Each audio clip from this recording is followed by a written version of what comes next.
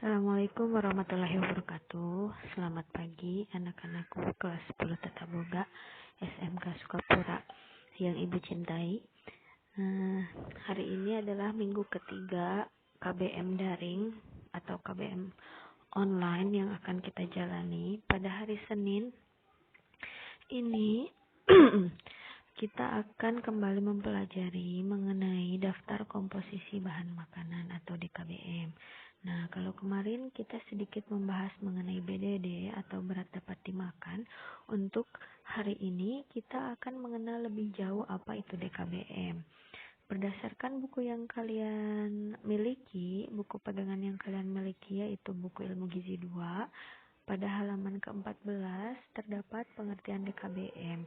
DKBM atau daftar komposisi bahan makanan merupakan daftar yang memuat kadar gizi dari berbagai bahan makanan yang digunakan di Indonesia. Jadi untuk daftar bahan makanan itu setiap negara memiliki, setiap negara kan berbeda-beda makanannya. Nah, makanya untuk Indonesia sendiri khasnya apa gitu, bahan makanan apa yang sering digunakan. Nah, untuk DKBM tersebut, DKBM Indonesia memuat bahan-bahan makanan yang biasa dipakai sehari-hari oleh seluruh rakyat Indonesia dari Sabang sampai Merauke, termasuk kita di Jawa Barat. Nah, untuk kandungan gizinya sendiri tersebut didapatkan dari 100 gram berat bersih, 100 gram ya. Jadi setiap kandungan gizi baik energi, protein, karbohidrat yang tercantum di dalam DKBM tersebut berasal dari 100 gram berat bersih dari bahan makanan tersebut. Nah, kemudian kita juga selain mengenal pengertiannya, kita juga harus mengenali kelemahan dan kegunaan dari DKBM itu sendiri. Nah, untuk kegunaannya yang pertama itu untuk merencanakan hidangan makanan yang baik dan memenuhi kebutuhan gizinya. Jadi ketika kita nanti akan menghidangkan makanan, khususnya jika kita diminta untuk bekerja di rumah sakit, kita memiliki pasien atau seorang klien kalau di catering yang memiliki kebutuhan gizi khusus sesuai dengan latar belakang, jenis kelaminnya, juga umur dan berat badannya, dan keadaan khusus seperti penyakitnya. Kan berbeda setiap orang itu. Nah, melihat dari DKBM kita bisa melihat misal bahan makanan apa saja dalam sehari yang kita gunakan. Nah, kita bisa mengevaluasi kandungan gizi dari setiap menu makanan yang kita hidangkan tersebut. Nah, kita akan mengacu kepada berat dari bahan makanan yang berasal dari DKBM. Jadi kita bisa melihat nih, misal kita akan menyajikan nasi goreng. Nasi goreng berisi beras. Terus misal daging, bakso, telur. Kita bisa lihat, kita bisa kondisikan kita butuh berapa gram nih untuk menghasilkan energi. Misal dari satu nasi goreng itu mau 800 kalori. Kita membutuhkan berapa gram berasnya, berapa gram telurnya, berapa gram dagingnya. Nah, dari DKBM tersebut dapat membantu untuk menaksir kandungan gizi yang akan kita dapatkan dalam suatu menu makanan dengan melihat komponen-komponen yang menyusun makanan itu sendiri. Misal nasi goreng berasnya berapa, telurnya berapa itu tadi. Nah, kita bisa mendapatkan taksirannya dengan bantuan daftar komposisi bahan makanan. Itu salah satu kegunaannya. Terutama kegunaan utamanya adalah untuk menaksir atau untuk merencanakan hidangan makanan yang baik, yaitu yang memenuhi kecukupan gizi dari klien atau orang yang akan kita layani makanannya. Kemudian untuk selanjutnya juga menerjemahkan kecukupan gizi. Kembali ke tadi, kecukupan gizi setiap orang kan berbeda-beda, tergantung pada jenis kelamin dan umur dari orang tersebut. Juga tergantung pada kondisi khusus seperti penyakit yang dimiliki oleh orang tersebut, atau kalau atlet dalam keadaan diet tinggi kalori misalnya. Yang ketiga itu digunakan untuk menilai apakah konsumsi makanan sehari-hari telah memenuhi kecukupan gizi atau belum.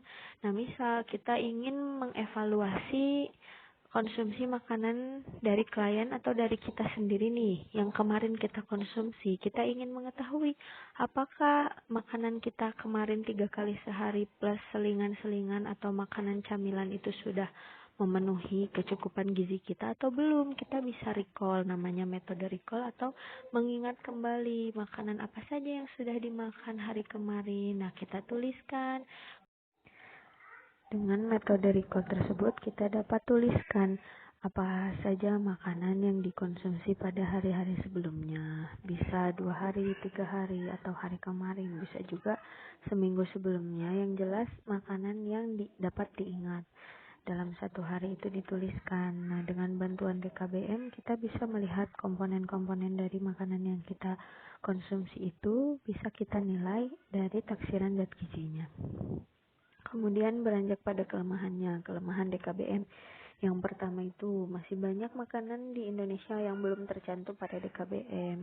Misalnya kalau kemarin kita ingat kita mengerjakan mengenai BDD, ada soal mengenai brokoli. Nah, pada DKBM Indonesia yang kita miliki kan brokoli belum tercantum ya. Ada juga beberapa jenis bahan makanan lain yang belum tercantum. Nah, yang kedua itu kelemahannya bagian-bagian dari suatu bahan makanan tidak dibedakan. Misalkan pada kangkung. Kangkung itu kan terdapat daunnya juga batangnya. Nah, pada DKBM kan tidak dibedakan. Tidak dibedakan daun kangkung, batang kangkung, tapi hanya satu utuh kangkung itu berapa kandungan gizinya. Misal pada bayam. Bayam juga kan ada batangnya, ada daunnya, tetapi tidak dibedakan. Nah, kemudian yang selanjutnya itu masih ada angka taksiran di dalam DKBM. Jadi DKBM itu tidak semua atau seluruhnya memuat angka pasti yang didapatkan dari kajian atau penelitian para peneliti mengenai kandungan zat gizi dari bahan makanannya. Nah, tapi karena kendala-kendala tertentu masih terdapat angka-angka taksiran di dalam DKBM. Kemudian yang keempat itu varietas dari suatu tanaman tidak dibedakan kandungan zat gizinya. Misalkan pada kentang jenis-jenis kentang itu kan banyak, ada kentang dieng, ada kentang yang kecil-kecil. Misal juga wortel ada wortel lokal, wortel impor, atau wortel jenis-jenis lainnya. Nah, tidak dibedakan berdasarkan varietas, tetapi hanya dicantumkan wortel saja misalnya, atau kentang saja pada umumnya yang mereka teliti. Jadi ditaksirnya sama, rata kandungannya. Bagian 3 yaitu penggolongan bahan makanan pada DKBM.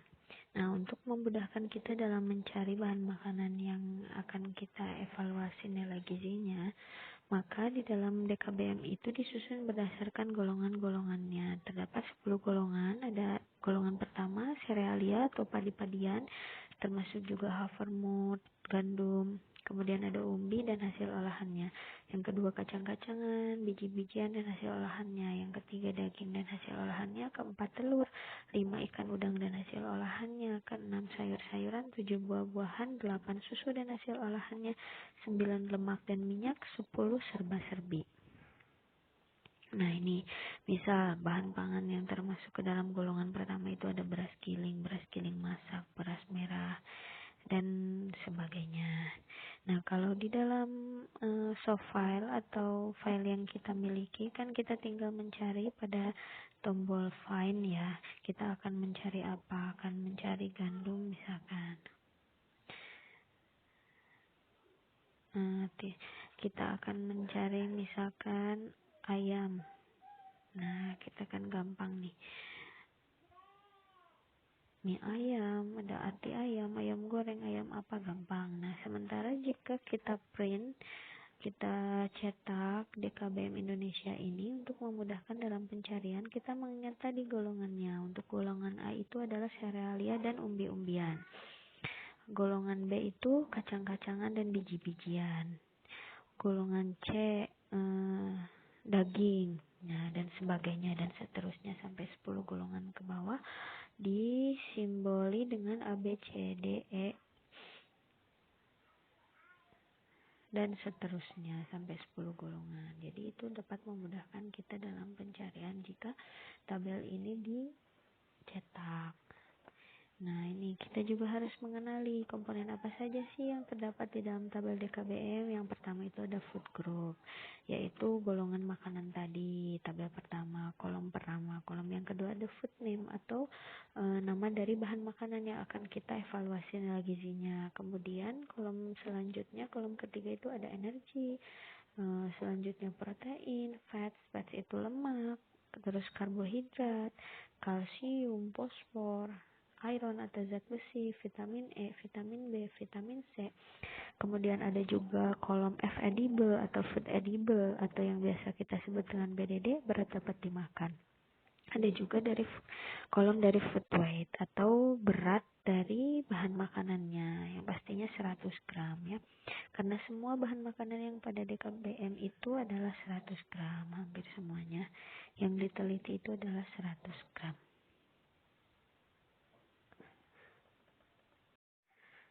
Nah, kemudian bagian keempat, kita harus bisa mengetahui dan mengerti cara membaca dan menggunakan DKBM. Misal nih ya, terdapat di buku halaman 24, buku ilmu gizi 2 halaman 24, kita akan mencari bahan makanan kentang. Kita memiliki kentang nih 1,5 kilo. Kita ingin mencari kandungan gizinya, misalnya kandungan energinya. Nah, yang pertama harus kita ketahui itu adalah BDD dari kentang, karena seperti yang kita ketahui, kentang kan memiliki kulit. Kulitnya tidak dimakan. Nah, untuk bahan makanan yang memiliki kulit cangkang, maka kita kan harus mengetahui BDD-nya. BDD dari kentang sendiri di dalam DKBM itu kan 85%. Nah, dan kandungan gizinya diketahui BDD-nya 85%, kandungan dari karbohidratnya 83 kalori. Nah, kita akan kandungan, mungkin yang dimaksud bukan kandungan karbohidrat ya, atau yang dimaksud adalah kandungan energi 83 kalori. Salah mengetik. Nah, untuk kandungan yang diketahui dari BDD dan kandungan energinya kentang, maka kita bisa mencari berat bersihnya nih. Berat bersih dari kentang itu seperti kemarin kita hitung, yang pertama itu adalah berat kotor 1500 gram atau 1,5 kilo tadi, kita ubah menjadi gram. Karena kita akan mengubahnya menjadi gram, di DKBM kan satuannya gram. Jadi berat kotornya tadi 1,5 kilo itu kita rubah menjadi gram, menjadi 1500 gram dikalikan dengan BDD-nya 85%. Maka kita akan mendapatkan berat bersihnya yaitu 1275 gram.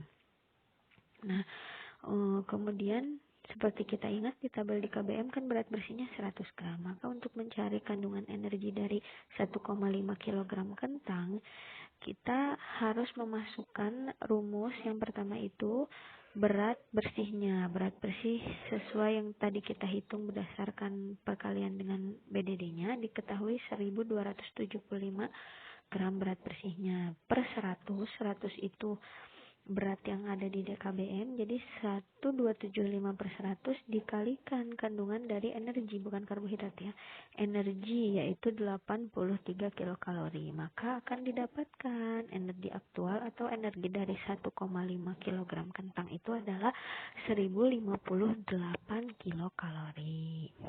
Nah, untuk lebih jelasnya Ibu akan berikan contoh juga perhitungan yang Ibu lakukan. Nih, diketahui Ani akan menghitung nilai zat gizi energi dari 120 gram beras giling. Berdasarkan tabel DKBM diketahui, kita baca dulu tabel DKBM-nya nih. DKBM beras giling di sini kita hitung apa yang mau kita cari. Tadi kan energi 360 di sini di DKBM. Maka kita masukkan ke dalam perhitungan. Kita tulis dulu energi yang diketahui dalam DKBM kan 360 kilokalori. Nah, kita cari kandungan zat gizi. Misal di sini yang Ibu hitung itu adalah energi dari 120 gram beras giling BG itu ya, Diketahui BDD-nya kan 100. Karena beras apa? Beras sudah siap untuk dimasak. Karena kulitnya kan sudah terkelupas. Beda dengan padi ya, bedakan dengan padi. Kalau padi pasti BDD-nya tidak 100. Tapi karena beras sudah tidak ada lagi bagian yang tidak dapat dimakan, maka berat dapat dimakannya adalah 100%. Sesuai juga tadi dalam tabel DKBM. Nah, kemudian berat bersihnya 120 gram. Nah, kita cari energi. Energi itu rumusnya adalah berat bersih dari bahan makanan yang kita cari dibandingkan atau dibagi dengan 100. 100 itu berat bersih pada DKBM. Dikalikan dengan kandungan energi pada DKBM yang kita cari tadi itu 360 kilokalori. Nah, 120 gram dibandingkan 100 dari berat pada DKBM dikali dengan 360, yaitu kandungan energi beras giling yang terdapat pada DKBM. Maka setelah dihitung kita akan mendapatkan nilai 432 kilokalori.